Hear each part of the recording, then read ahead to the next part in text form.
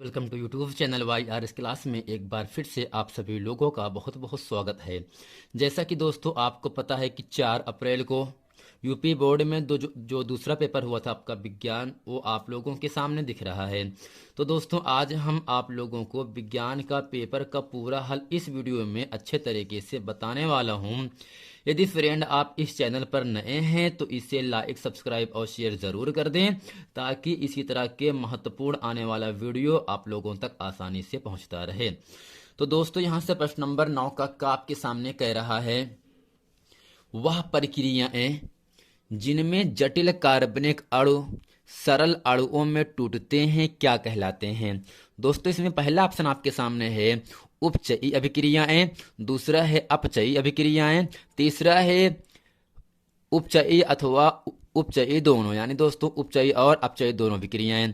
और दोस्तों चौथा यहाँ आपके सामने ऑप्शन है सामान्य अभिक्रियाएं। तो दोस्तों हम आपको ये बता देना चाहते हैं इन चारों ऑप्शन में ऑप्शन नंबर आपका दूसरा सही है, अपचयी अभिक्रियाएं। अब दोस्तों प्रश्न ये बनता है किसे कहते हैं अपचयी अभिक्रियाएं। तो अब दोस्तों हम आपको अच्छी तरीके से बताते हैं और आप लोगों को अच्छी तरीके से याद भी रखना है। जटिल कार्बनिक अणुओं के छोटे सरल अणुओं में टूटने तथा ऊर्जा के मुक्त होने में निहित रासायनिक अभिक्रियाओं को अपचयी अभिक्रिया कहते हैं। क्या दोस्तों, जटिल कार्बनिक अणुओं के छोटे सरल अणुओं में टूटने तथा ऊर्जा के मुक्त होने में निहित रासायनिक अभिक्रिया को दोस्तों हम क्या कहते हैं, अपचयी अभिक्रिया कहते हैं। दोस्तों प्रश्न है जटिल कार्बनिक अणुओं तथा सरल अणुओं में जो टूटने की जो क्रियाएं होती हैं वो इन चारों ऑप्शन में ऑप्शन नंबर आपका दूसरा सही है, अपचयी अभिक्रियाएं। अब दोस्तों यहाँ आपके सामने प्रश्न नंबर ख आपके सामने कह रहा है, चर्मदाह या पैलाग्रा रोग निम्नलिखित में से किस विटामिन की कमी से होता है। जैसा कि दोस्तों विटामिन B1 है, विटामिन B2 है, विटामिन B5 है, विटामिन B12 है। तो दोस्तों यहाँ पर चर्मदाह या पैलाग्रा रोग निम्नलिखित में से किस विटामिन की कमी से होता है। B1 है, विटामिन B2 है, विटामिन B5 है, विटामिन B12 है। तो दोस्तों इन चारों ऑप्शन में ऑप्शन नंबर आपका तीसरा सही है, विटामिन B5। अब दोस्तों हम ये समझ लेते हैं विटामिन B1, B2, B5 और B12 की कमी से कैसा रोग होता है और इसका दोस्तों स्रोत कैसा होता है। तो दोस्तों जो आपका विटामिन B1 है ना, विटामिन B1 की कमी से दोस्तों बेरी बेरी रोग होता है, अर्थात जो आपका ओठ होता है वो धीरे धीरे फटने लगता है। अब दोस्तों इसका स्रोत कैसे प्राप्त होगा, फलियां, हरी सब्जियां, अंडे, अनाज के छिलके, यीस्ट, यकृत, मांस, दूध के खाने से विटामिन B1 प्राप्त होता है। और दोस्तों इसका कार्य क्या होगा, B1 का कार्बोहाइड्रेट उपापचय में सह एंजाइम के रूप में कार्य करता है। अब दोस्तों जो आपका विटामिन B2 है इसकी कमी से दोस्तों कीलोसिस अर्थात ओठ फटना, ग्लोसाइटिस जिसे कहते हैं जीभ में सूजन, दोस्त अगला आपका है डर्मेटाइटिस जिसे कहते हैं त्वचा का फटना। यानी दोस्तों विटामिन B2 की कमी से होठ का फटना, जीभ में सूजन आना, त्वचा का फटना आदि रोग होते हैं। अब दोस्तों इसका जो स्रोत होता है वो प्राप्त करते हैं हरी पत्तियों से, यीस्ट से, पनीर से, गेहूं से, यकृत और मांस आदि से प्राप्त करते हैं। और दोस्तों विटामिन जो B2 है इसका कार्य क्या होता है, शरीर की वृद्धि के लिए आवश्यक अमीनो अम्लों के उपापचय में फैट सह एंजाइम का भाग होता है। अब दोस्तों अगला यहां से आपका आता है विटामिन B5। दोस्तों हम आपको यह बता देना चाहते हैं जो आपका विटामिन B5 है इसका रासायनिक नाम होता है निकोटिन अम्ल। क्या दोस्तों, निकोटिन अम्ल। और दोस्तों विटामिन B5 की कमी से पैलाग्रा, क्या दोस्तों, पैलाग्रा या चर्मदाह जिसे दोस्तों हम जीभ व त्वचा पर पपड़ी पड़ना भी कहते हैं। यानी दोस्तों विटामिन B5 की कमी से पैलाग्रा अर्थात जीभ व त्वचा पर पपड़ी जम जाती है। और दोस्तों विटामिन B5 को प्राप्त करने के लिए हमें मांस, यकृत, यीस्ट, अनाज, दाल तथा मछलियां आदि का उपयोग करना चाहिए। और दोस्तों विटामिन B5 का जो कार्य होता है वो कार्बोहाइड्रेट्स तथा अमीनो अम्लों के ऑक्सीकरण में शोषण में प्रयोग होने वाले सह एंजाइम का अंश होता है। अब दोस्तों इसी के साथ जो आपका विटामिन B12 होता है, B12 होता है दोस्तों इसकी कमी से प्रलाशी रक्ताल्पता रोग हो जाता है, जिसे कहते हैं परनिशस एनीमिया कहते हैं। अब दोस्तों इसका जो स्रोत होता है वो प्राप्त करते हैं कच्चा यकृत, मांस, मछली, अंडा तथा जीवाणु आदि को खाने से विटामिन B12 प्राप्त होता है। और दोस्तों इसका जो कार्य होता है लाल रुधिर तथा न्यूक्लियोटाइड्स का निर्माण में सह एंजाइम के रूप में होता है। दोस्तों इसमें आपको इतना समझना है, विटामिन B1 की कमी से बेरी बेरी रोग होता है। विटामिन B2 की कमी से दोस्तों होठ का फटना, जीभ में सूजन आना, त्वचा का फटना। और दोस्तों जो आपका विटामिन B3 है, इसमें तो दोस्तों है नहीं, लेकिन हम आपको बता देना चाहते हैं, जो आपका विटामिन B3 होता है इसकी दोस्तों कमी से त्वचा का रोग हो जाता है। किसका रोग दोस्तों? त्वचा का रोग होता है। और इसको टमाटर, मूंगफली, यीस्ट, दूध, मांस, यकृत, अंडा, वृक्क आदि को खाने से ये प्राप्त होता है। अब दोस्तों जो आपका विटामिन B5 होता है ये पहलाग्रा रोग उत्पन्न करता है, ये जीभ और त्वचा पर पपड़ी जम जाती है इसकी वजह से। और दोस्तों जो आपका विटामिन B6 है इसको भी हम आपको बता देना चाहते हैं, विटामिन B6 की कमी से दोस्तों एनीमिया जिसे कहते हैं रक्ताल्पता, डर्मेटाइटिस यानी चर्म रोग, वजन में दोस्तों कमी भी होता है। वो किस विटामिन कमी से? विटामिन B6 की कमी से वजन में कमी भी हो जाती है। अब दोस्तों जो आपका विटामिन C होता है इसका रासायनिक नाम होता है एस्कॉर्बिक अम्ल। दोस्तों विटामिन C की कमी से स्कर्वी रोग अर्थात मसूड़ों में खून का सरायन, खून का बहना, और दोस्तों भार में कमी हो जाता है विटामिन C की कमी से। और दोस्तों जो विटामिन C होता है वो खट्टे फलों में पाया जाता है अर्थात नींबू, आंवला, मौसमी संतरा, हरी सब्जियां, रसीले फल आदि में विटामिन C पाया जाता है। और दोस्तों विटामिन C का रासायनिक नाम होता है एस्कॉर्बिक अम्ल होता है। और दोस्तों हम आपको ये बता देना चाहते हैं, जो आपका विटामिन A है ना, विटामिन A है, इसका दोस्तों रासायनिक नाम होता है रेटिनाल। क्या दोस्तों? रेटिनाल। अब दोस्तों इसकी कमी से रतौंधी, एपिथीलियम, ऊतक का कम विकास होता है। और दोस्तों अंडे खाने से, मक्खन, घी, मछली का तेल, हरी सब्जियां, यकृत, गाजर आदि को खाने से विटामिन A दोस्तों प्राप्त होता है। अब दोस्तों इसी के साथ आपका है विटामिन D। दोस्तों विटामिन D का जो रासायनिक नाम होता है वो आपका होता है कैल्सीफेरॉल। क्या दोस्तों होता है? कैल्सीफेरॉल होता है। और दोस्तों विटामिन D की कमी से रिकेट्स अर्थात जिसे कहते हैं सूखा रोग हो जाता है, जिसे दोस्तों हम कहते हैं अंग्रेजी में ऑस्टियोमेलेशिया कहते हैं। अब दोस्तों मक्खन, दूध, मांस, मछली का तेल, यकृत, वृक्क तथा सूर्य का प्रकाश आदि को प्राप्त करने से विटामिन D दोस्तों प्राप्त होता है। और दोस्तों जो आपका विटामिन E होता है, क्या दोस्तों? विटामिन E होता है, इसका दोस्तों रासायनिक नाम होता है टोकोफेरॉल। क्या दोस्तों? टोकोफेरॉल होता है। और दोस्तों विटामिन E की कमी से जनन क्षमता की कमी एवं अंगघात जिसे कहते हैं पैरालिसिस कहते हैं। और दोस्तों अंडे, गेहूं, हरी पत्तियां, मांस आदि को खाने से विटामिन ई प्राप्त होता है। और दोस्तों इसका कार्य क्या होता है? जननिक एपिथेलियम के वृद्धि प्रजनन में आवश्यक रूप से कार्य करता है। और दोस्तों हम आपको अगला बता देते हैं, जो आपका विटामिन के होता है। क्या दोस्तों? विटामिन के। दोस्तों विटामिन के का जो रासायनिक नाम होता है वो आपका होता है नैप्थोक्विनॉन। दोस्तों इसकी कमी से रुधिर स्राव जिसे कहते हैं हैमरेज।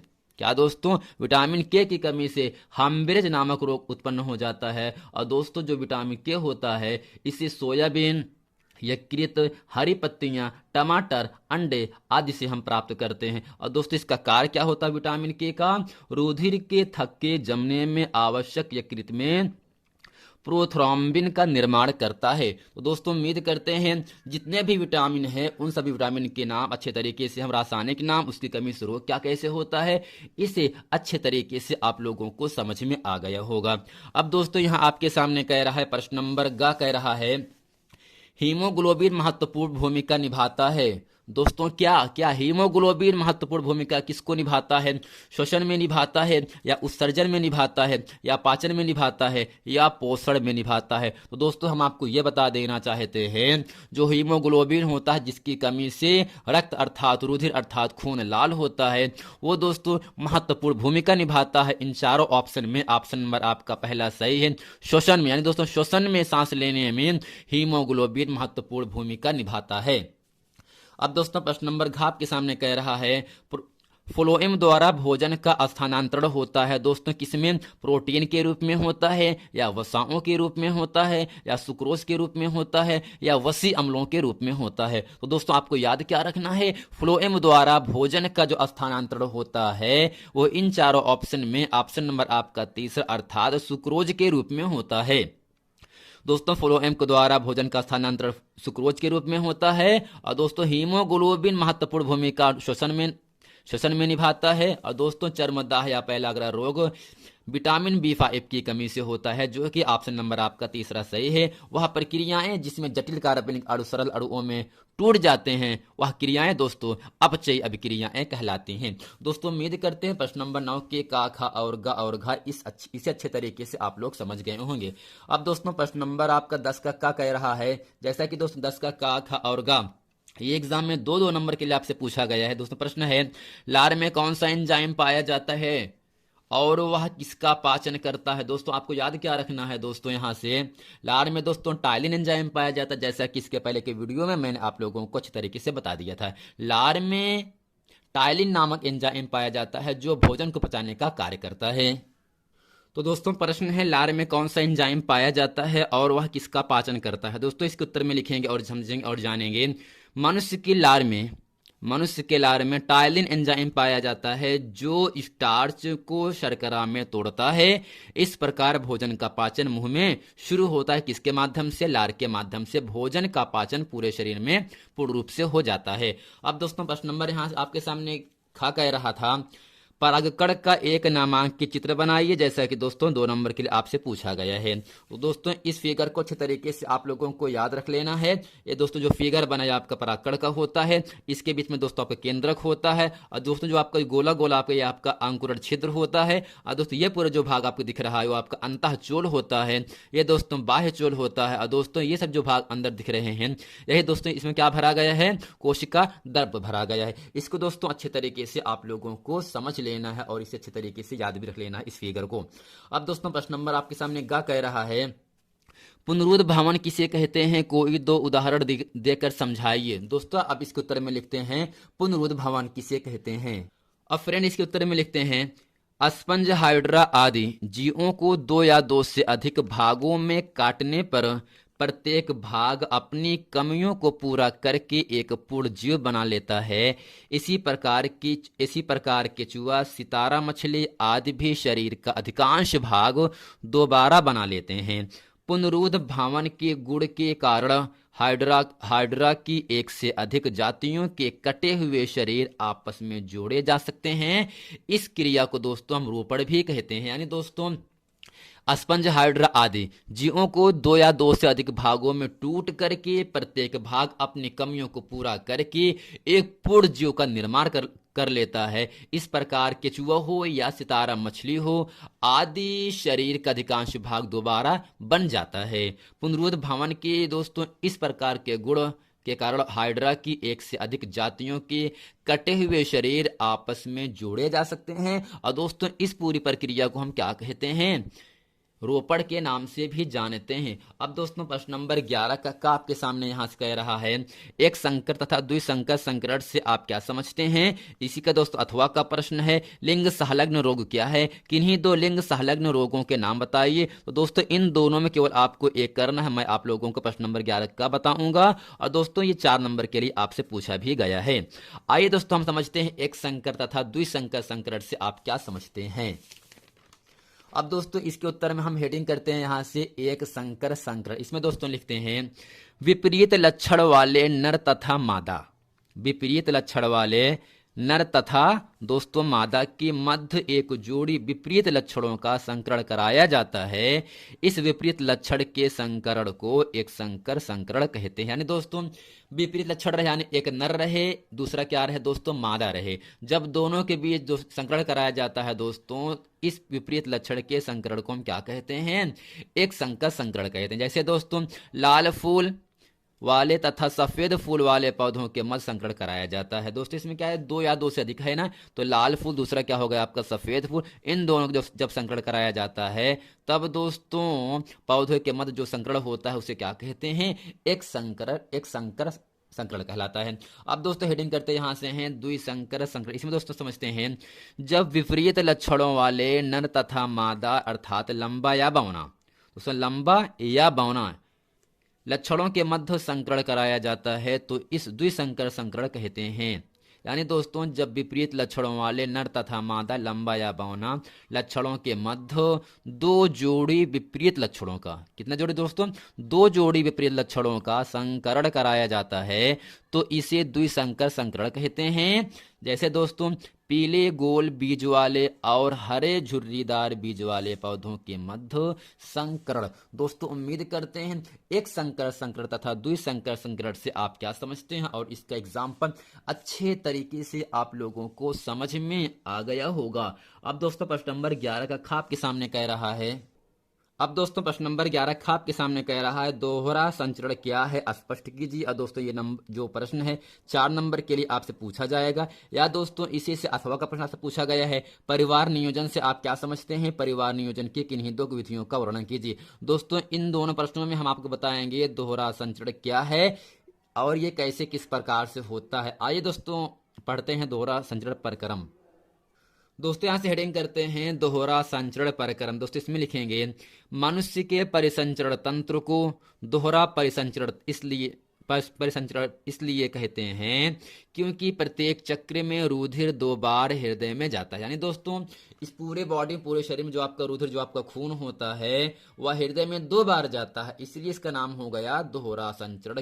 दोहरा संचरण यानी दोस्तों मनुष्य के परिसंचरण तंत्र को दोहरा परिसंचरण इसलिए कहते हैं क्योंकि प्रत्येक चक्र में रुधिर यानी खून 2 बार हृदय में प्रवेश करता है। हृदय का दायां और बायां बंटवारा ऑक्सीजनित तथा विऑक्सीजनित रुधिर को मिलने से रोकता है।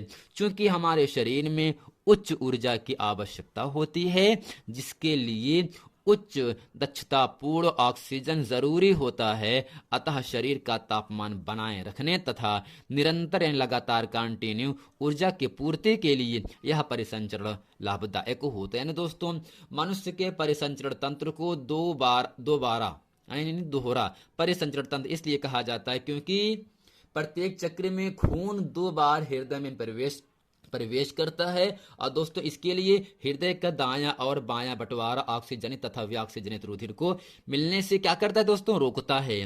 चूंकि हमारे शरीर में उच्च ऊर्जा की आवश्यकता होती है, अगर दोस्तों ऊर्जा रहेगी तो हम काम को कर पाएंगे, अगर शरीर में ऊर्जा ही रहे तो हम काम को नहीं कर पाते हैं, जिसके लिए उच्च दक्षतापूर्ण ऑक्सीजन जरूरी होता है। अतः शरीर का तापमान बनाए रखने तथा निरंतर ऊर्जा की पूर्ति के लिए यह परिसंचरण लाभदायक होता है। अब दोस्तों प्रश्न नंबर आपके सामने 12 आपके सामने यहां से कह रहा है पुमंग तथा जायांग में क्या अंतर है, दोनों के कार्य समझाइए तथा परागकण एवं निषेचन में विभेद कीजिए। और दोस्तों इसी के साथ अथवा का प्रश्न आपसे पूछा गया है एक संकर के रास के द्वारा मंडल के पृथक्करण नियम को समझाइए तथा इससे प्राप्त पीढ़ी का जीन प्रारूप तथा लक्षण प्रारूप भी बताइए। दोस्तों इन दोनों में केवल आपको एक करना है। हम आपको बताते हैं प्रश्न नंबर 12 पुमंग और जायांग में क्या अंतर होता है, दोनों के कार्य समझाइए तथा परागकण में निषेचन में विभेद कीजिए। जैसा कि दोस्तों ये जो प्रश्न है एग्जाम में 7 नंबर के लिए आपसे पूछा भी गया है। आइए दोस्तों हम समझते हैं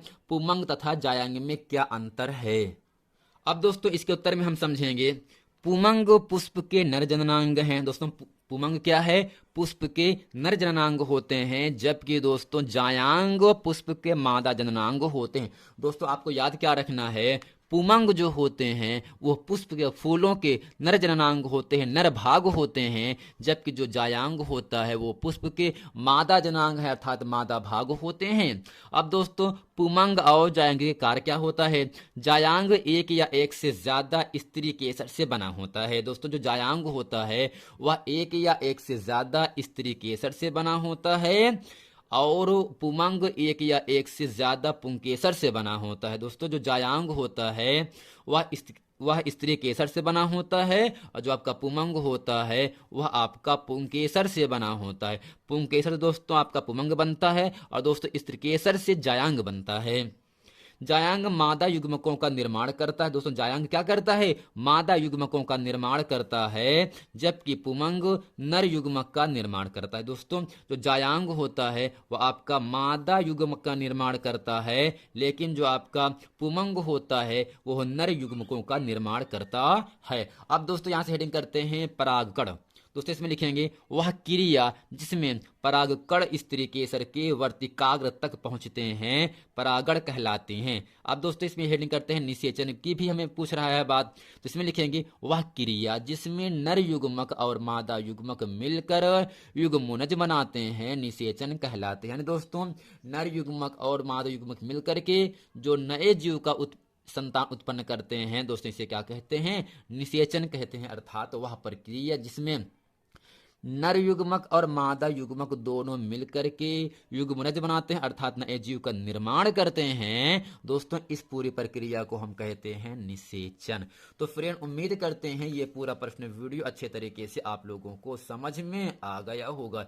यदि दोस्तों इसके पहले का वीडियो नहीं देखे हैं तो आपसे निवेदन है कि आप उस वीडियो को, हिंदी का वीडियो जो मैंने पेपर में आया था उसको अच्छे तरीके से पूरा हल करा दिया था, आप इसके पहले वीडियो दिया गया है, इसे अच्छे तरीके से आप वहां जाकर देख सकते हैं आपने हिंदी में कितना नंबर लेके आया। और आप इस वीडियो को अंत तक जरूर देखें, आप ये सोचोगे कि हम कितना नंबर करके आए हैं, हमें कितना नंबर मिल सकता है। तो फ्रेंड मिलते हैं नेक्स्ट वीडियो में, तब तक के लिए थैंक यू।